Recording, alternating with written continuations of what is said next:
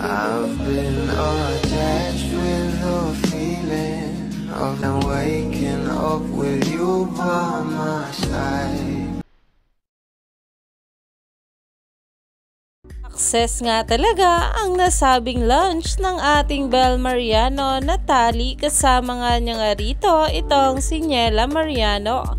At dahil nga rin dito ay talagang suportado nga rin siya ng kanyang nato ni si Donnie Pangilinan at iba pang artist na pumunta nga sa nasabing event.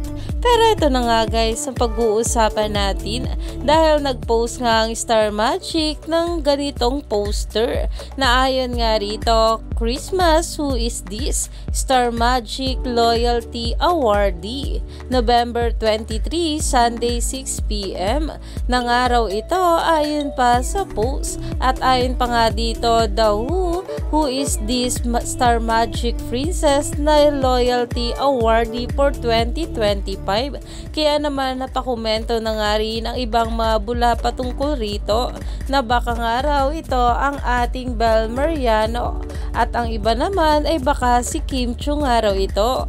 Pero kung sino nga ba ito ay talagang abangan nga natin ito sa November 23. Dahil alam din naman natin na talagang years na nga rin itong ating Bel Mariano sa showbiz. Kaya naman stay tuned lang tayo for more update nila Donnie at Bel sa mga susunod pa na ayuda.